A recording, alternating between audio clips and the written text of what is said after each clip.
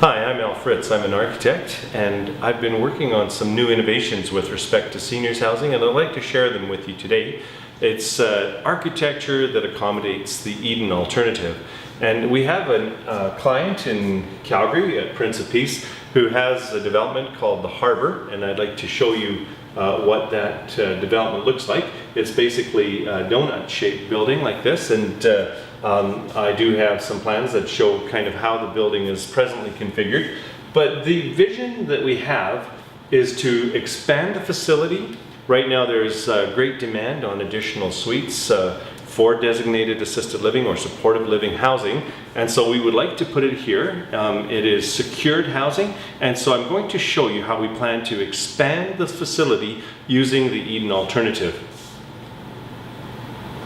Eden alternative is something that was developed by Dr. William Thomas, who founded the concept and noticed that a lot of seniors were being held in very institutional settings. He wanted to create a non-institutional environment, one that would just embrace the people that live there, a new philosophical approach where we actually engage them, a new way of thinking, new values, and incorporate them into the lifestyle so that they actually lead and direct in a philosophic way their own quality of life and are active in it. And so it's a very innovative approach, and I'll show you how we're going to incorporate that here. It's an international nonprofit organization. It's dedicated to transforming care environments to warm human habitats, promoting quality of life. That's the key focus. And so right now we have a very traditional facility with a double-loaded corridor with nursing stations and amenity areas for each cluster.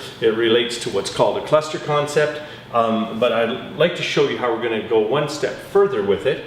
And this is the geometry of the building. You'll notice that it's some fairly simple roof lines. We actually plan as well to connect the structure at the back there, creating more opportunities for walking and so forth internally.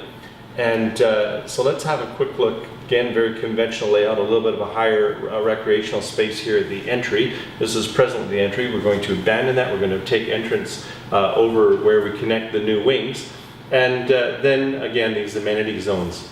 So what we'd like to do is expand everything outside of these red lines is the proposed new expansion. This wing would be a mirror to that, and so I'd like to zoom in on this wing and demonstrate to you how this can look and how it interacts. Now, one of the things that we do want to add is a nurse's station here, and that would be where an LPN could manage the nighttime activities, and hopefully everybody's sleeping, but we can have a reduced staff contingent, which of course it's important to manage our staffing and so forth. So by having somebody here, they actually can look down the corridors in every direction and monitor and provide surveillance for the entire half of the facility. We'd have one additional space like that here. Now, however, during the daytime when it's in full swing, all of the activities for this cluster would be taking place in the heart of the facility. And you can see how we've eliminated the hallway. We've brought the spaces so that the suites are off of a centralized zone. And here is our vision for it. So we'd have a dining room, living room, a lounge environment, breakfast eating area, a reading room, all within the confines, within the heart of this facility.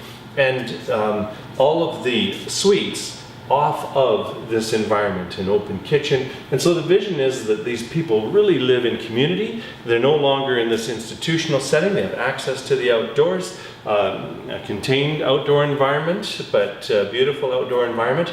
And so here we are creating an opportunity architecturally for the Eden concept, this new philosophy, to be adopted within the facility. And the beauty of it is that with our surveillance points, we now make the Eden concept also to be viable from an ergonomic perspective and from a perspective of reducing distances of travel for staff and so forth, the ergonomics of it work. And so I hope I've captured your imagination with an architecture that responds effectively to the Eden alternative. Thank you.